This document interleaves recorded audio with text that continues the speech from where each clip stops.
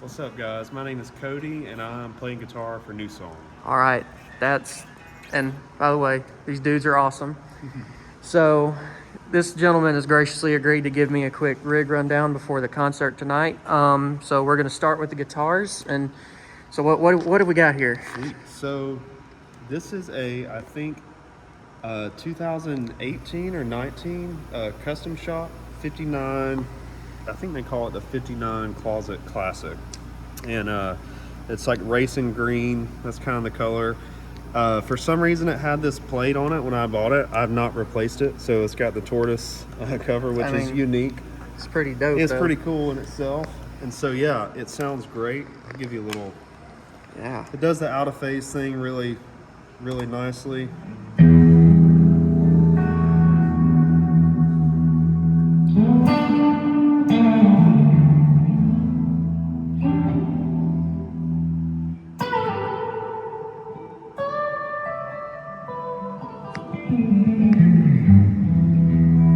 Oh yeah. So that's that. Man. This one's been kind of a newer favorite of mine recently. I bought it maybe a little over a year ago. That's cool. And so I'm using this on a couple of the songs, and then, you know what? Let's just plug them in. Yeah. We'll do actual. Heck yeah, man. And quick question. Yes. So, is it aged? So yes, it's made to kind of have some character from the custom shop from 1959. That's kind of the whole purpose of it. I'm trying to remember who it was from the custom shop that built it. But then this is I think 94 or something like that, Les Paul Classic in Honeyburst. Oh man, it's gorgeous. And this is the Les Paul I'm playing for a lot of our set. It's just pretty much stock. I did change the pickups. These had like the 490, the dark humbuckers, and then these are just 57 classics. And it's rock and roll. It kind of sounds like it is rock and roll.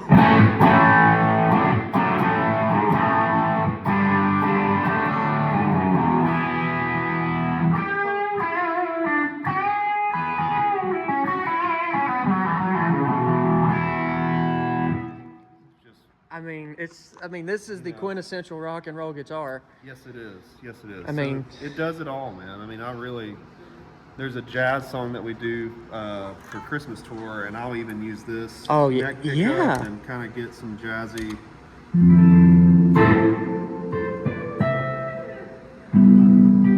That's just like, it's funny. It's a Les Paul, so he was like the quintessential jazz guy, so it does everything.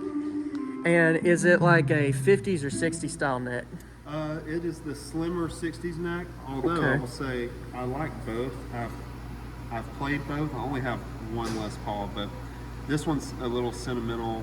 My parents bought this for me when I was graduating high school, I think. Oh yeah. And so, it was kind of like this magical moment of having a Les Paul. And I know. I love it, man. I get that, man. Neck, which is nice, but yeah, man.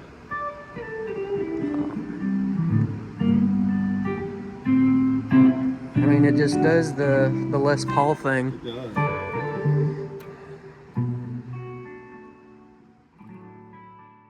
And then okay, if we're done with guitars here, let's talk about this. I just gotta say, this is one of the most like straightforward and beautiful rigs I've seen lately. Man, so I'll say this: what I've learned is that you and I were talking about this earlier. The playing part is so much of it is like I want to focus more on the playing than necessarily all the thousands of pedals that are out there. So this is just real basic. Basically, I'll just run through the chain. Yeah, so man. It's hitting. This is an interface under the tuner, which is basically one spot that you plug in everything. Your guitar input, go into the amps. Like this is all one piece that goes over there to the amps. And so we're going out of there into the compressor. From the compressor, we're hitting the drives. So starting with RC, which is just like a super clean, like transparent. If I want to keep the same tone and add some gain, that's what I'll normally use that for. just a little more compression, and then that's kind of like the always on pedal for me. Oh yeah. Just, it's great, it's full, it's thick. And then over here, this is fun. This is made from the Analog Man King of I know, Tone. man. I've only seen a couple of them, and then Yes. I've heard that they're not quite there for like the actual, you know, wait 11 years King of Tone. But like, if it was me, this is all I would need. This is definitely a good, and I use it for multiple ways. I'll use it for drive sections. So here's like the first stage. Then you go over to this one. Oh yeah.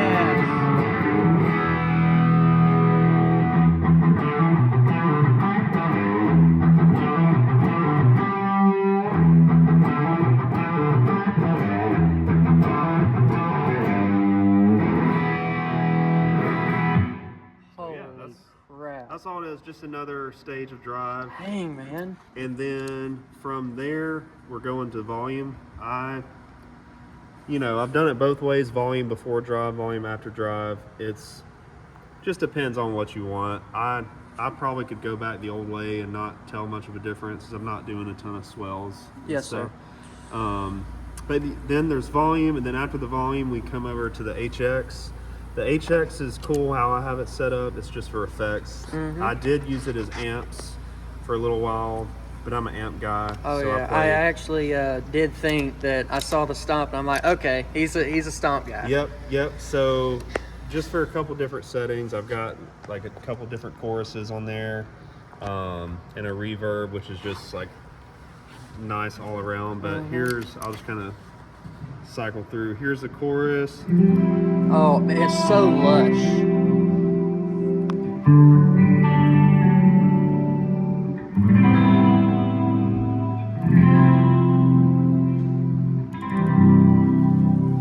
You got your chorus.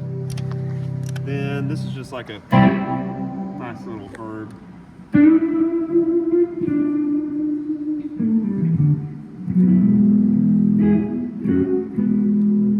And then this one's kind of fun. It's kind of vibrato-y, but I'll use it for like an ambient kind of sound where... I know, like, I think I know where you're going with this.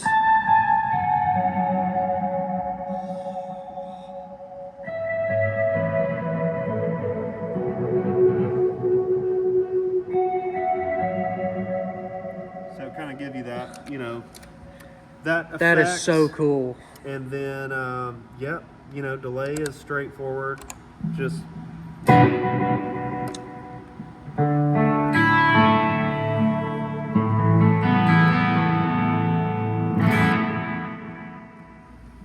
Quick question, Yes, if that's sir. okay. So, do you go out of the stomp into the delay? Yes, I forgot to mention that. Out of the stomp, then we're going into the delay. And it's just mono. Out of the stomp. You know what? I think I told you wrong. I think this is coming out of... We're going out of here into this. And then from the timeline, okay. I told you backwards. So, yeah, volume, delay, Okay. and then HX, and then I'm going to this guy over here, which is the Venturous dual reverb. I've heard a lot of good things about this. Yes, it's an older pedal, but kind of similar to the Strymon setup with your different sounds, and but I like that it's got like the preset switch on it. I've got to go in and reprogram it to only do 4. Right now you can do 8 presets on it, but it's super nice because you just bank over. So my first sound is like, it's basically like, I'll use it for, let's see, I'm trying to think of an example. So we have a song called Christian where it's big chords.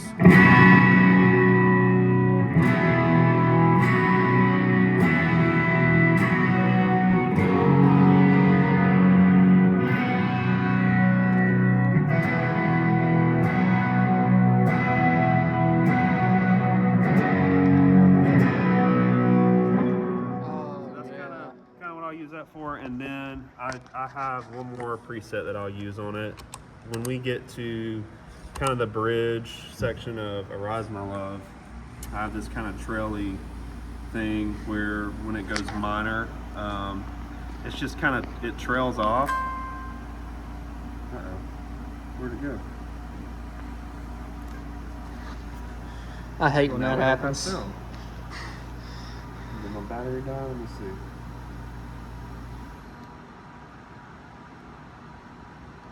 Ah, low battery. That'll do it. Super, you know, just to the point. The thing I added for Winter Jam was I needed to have a way of getting to the middle of the stage, and you know, with the Winter Jam stuff, there's different venues, different stages. So I needed something that was like wireless. So I got the Shure ULX wireless system. And that's been great. I've got 2 body packs, like for 2 guitars if I need it. And you know, I wasn't the biggest fan of the wireless units, but I was able to get it pretty close to like what it would sound like plugging straight in.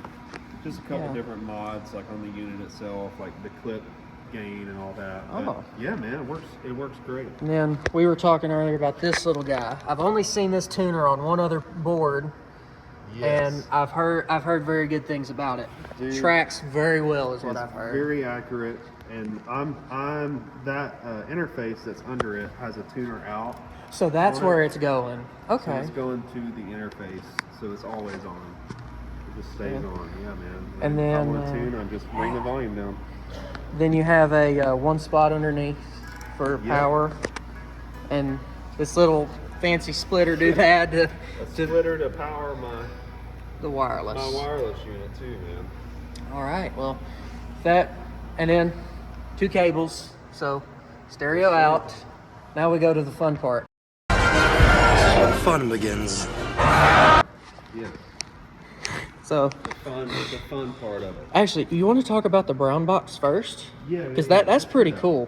So for both amps, I'm running into that that box. I've got a deluxe reverb over here. Beautiful deluxe reverb. Great sounding. And then I've got this this little amp right here that somebody, I'm gonna take out the papers and show them to you. You can find them. Dude, you know what? There's a whole entire.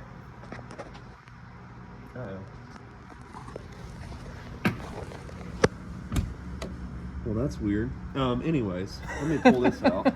I just pulled a whole entire tube out of the back of. Oh goodness. Yeah. I don't know what that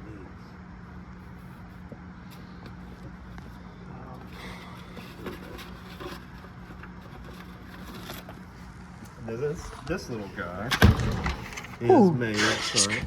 Here, would you like me to go put it on the stand for you, or put it right there, like just something? I've had that happen before, and it was a buddy's $3,000 Gibson. It happens.